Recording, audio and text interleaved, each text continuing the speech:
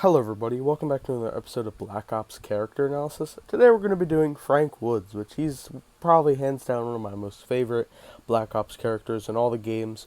Again, we're only going to be going through his roles in Black Ops 1 and Black Ops 2. None of the Cold War stuff or any other Black Ops game he's in, only Black Ops 1 and 2, which he appears in. So again, we're going to be talking about his role in Black Ops 1 and 2 in this video. So hopefully things are more cleared up now that we already did an episode of this with Alex Mason. So hopefully everything makes more sense now, on how we're going to be working this new round of character analysis. So as always, get my information from the COD Wiki. Great site. Master Sergeant Frank Woods is a supporting character in Call of Duty Black Ops, the deuteragonist and the playable character of the 1980s missions, a main character in the 2025 missions in Call of Duty Black Ops 2. Woods was part of the Studies and Observation Group, SOG, along with Alex Mason and Joseph Bowman. In Call of Duty Black Ops 2, he is mostly seen as an NPC, although he is playable in the level Suffer With Me and several missions in Call of Duty Black Ops Declassified. Throughout Call of Duty Black Ops 2, Woods appears as a narrator for several campaign missions, past and present. In Call of Duty Black Ops 4, he is one of the 4 archetypes brought back to life, possibly because of the efforts of Project Blackout. Throughout the game's Specialist HQ mode, he instructs Specialists with their various equipment and special weapons. Woods is first seen in a Cuban bar with Mason and Bowman, talking to Carlos in the Operation 40 mission, where they make plans for Carlos' militia to assist in takedown of Fidel Castro. Woods talks to Carlos about the location of Castro. Suddenly, the police arrive when a troopless officer questions Mason. Woods stabs his hand to the table, smashes a bottle across his face, and then executes him. The squad flees to the streets where the police are waiting for them. The squad fights their way through a police-infested street and the alleyway. Carlos provided the car where they flee for Castro's compound. We see Woods overlooking Fidel Castro's compound as he, Bowman, and Mason zipline to it, while Carlos and the rebels attempt to distract Castro's bodyguards in the airfield. Woods and Mason fight their way to Castro's bedroom, where Mason executes Castro with an ASP, and either Woods or Mason kill his mistress. Regrouping with Bowman, Woods leads an escape to Carlos' C-130, where Mason jumps off and sacrifices himself for the escape of his squad, later leading to his capture by Nikita Dragovich and Lev Kravchenko. It is revealed here that the Castro they assassinated was a double, and the real Fidel Castro then turns Mason over to the Soviets, leading to Mason's 2-year imprisonment and then their prolonged escape to Vorkuta. Woods later leads his team into Bakhmut, USSR, on a mission to disrupt the Soviet space program at the missile launch facility, and also receive the captured Grigory Weaver. I'm sorry about the names. Sometimes it's like tongue tie. Of whom they witnessed his left eye being stabbed by Kravchenko. Woods and Mason kill 2 Soviets idling and disguise themselves as an enemy. Woods is somewhat fluent in Russian, as 2 more Soviet guards talk to him in their language, and he answers back. After being exposed and fighting back, Mason and Woods zipline and smash through the window. They kill a few Soviets and finally save Weaver. They go to an auxiliary control bunker, which hopes to abort the launch. They fight the red of the missile, and Mason detonates the room with the scientists in it, killing them, but failing to stop the missile. However, Mason uses a guided missile to destroy the rocket. As they can't stay in the open, they move to the tunnels with plans of still killing the Ascension group. As the mission comes to an end, Kravchenko escapes and there is no sign of Dragovich. It is assumed that he perished while inside his limousine. Woods returns as SOG's team leader in the Khe Sanh, Vietnam, and along with Jason Hudson and Mason, join the fight against a major assault on the base by the NVA. In the mission The Defector, Woods led the team to Hue City to recover a Soviet defector along with a dossier that would unravel Dragovich's master plan. While they managed to recover the dossier, extraction become a fight for their lives amid a massive assault by the NVA on Hue City. Following on intel discovered by the dossier, Woods led the SOG team to Laos, uncover Soviet presence there, specifically those concerning Project Nova, headed by Kravchenko, under orders by Dragovich, but it was at Laos during the mission crash site Woods and the team found shot-down Soviet cargo plane that carried Nova 6, but they were subsequently captured by Dragovich and the Kravchenko's men after a firefight. During Payback, Woods and Mason used the chance when they forced to play Russian roulette by the Viet Cong to stage their escape. Then they proceeded to take a Mi-24 Hind from the Soviet forces and destroy several supply stops from North Vietnamese forces along the way to Kravchenko's compound. In the final part of the mission, when Woods and Mason are attempting to kill Kravchenko in his office, Mason was brutally beaten when Woods sneak up behind Kravchenko, stabs Kravchenko in the back. At his last breath, Kravchenko pulls a string attached to the pins of the grenade belt strapped to his body. Thinking quickly, Woods tackles Kravchenko out the window, apparently sacrificing himself to save Mason as the grenades explode. Woods is later presumed dead by everyone, including Mason and later by Hudson and Weaver, during their interrogation of him.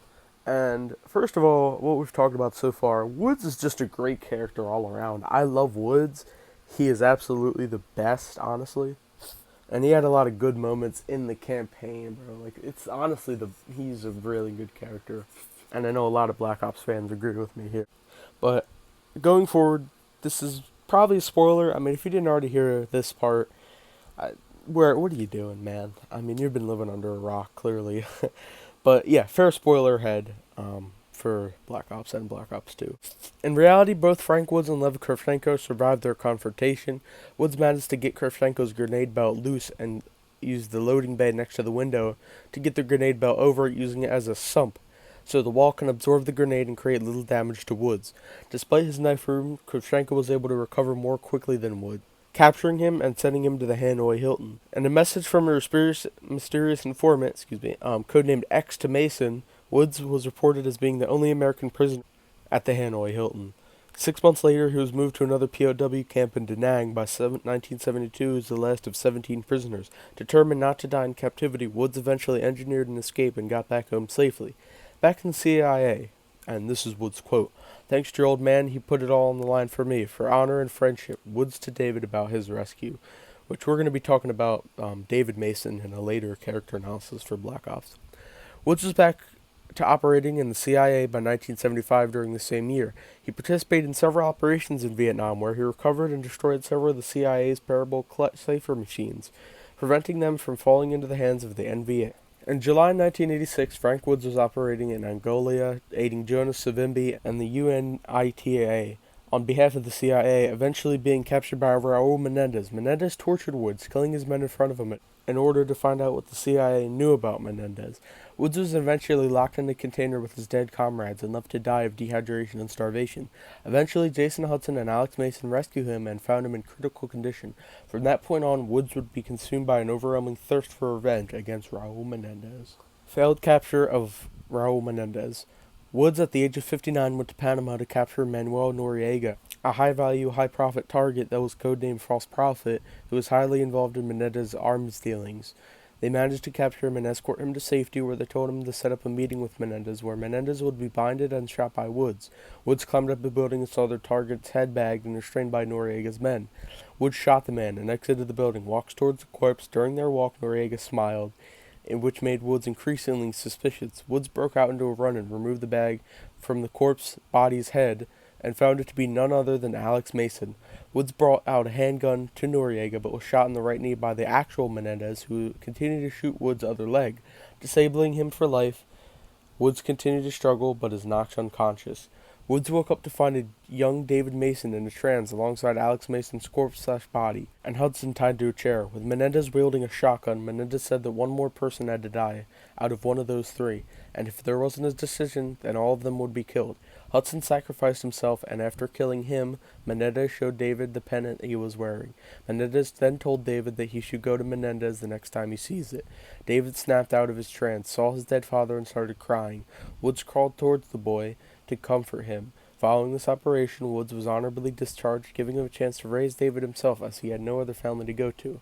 So, Hudson died. We're going to be doing a character analysis on Hudson, but yes, Hudson did end up dying. Yes. So, very unfortunate, but we'll be doing a character analysis on him. So, that brings us to our final kind of thing on Woods, his retirement. By 2025, age 95, Frank is residing in a CIA retirement home called The Vault. On April 19th, he's visited by Raul Menendez and is given a heart-shaped pennant that has the faces of two lovers on it. He is then whispered the words, "Now it begins." Later that day, Frank received a visit from the squad belonging to the Joint Special Operations Command. The squad has David, the son of Frank Woods, longtime friend Mason, leading the team. Frank then told David about Raul Menendez's rise to power, starting from his rescue by David's father. Frank was later visited by David again, who asked Frank what he was doing in Panama during the night his father died. Frank encouraged David to kill Menendez. And then this is the final aftermath. Depending on the player's actions, Woods will be seen in different endings. Primarily, there are three major cutscenes. The first two are dependent upon Woods, the player's, actions during Suffer With Me. So Suffer With Me is a huge mission in terms of how the game's gonna end. So we're gonna talk about how the game could end and how exactly the different outcomes. So if Mason was killed, Menendez alive, Karma killed in captivity. After Menendez's plan was averted, Woods and Section visited Mason's grave. Section decided to retire from his duty, which prompted Woods to say that his father would approve of the decision. If Mason was wounded, Menendez was alive, Karma was killed, or in captivity. Mason visits Woods at the vault. Soon David comes to visit Woods and is reintroduced to Alex, who tells him that the day that David fell from the tree was the one that made Alex proud as he got back up. So yes, depending on the player's actions or decisions, Menendez will come and kill Woods. If not, Alex is alive and will be reintroduced to Woods at the end of the game. So the two different outcomes of Black Ops 2. So it's important that you make the right decision on Suffer With Me. But that's pretty much it for Woods. There was a lot more. Go visit the COD Wiki on Woods. Great site. Tells you everything you need to know.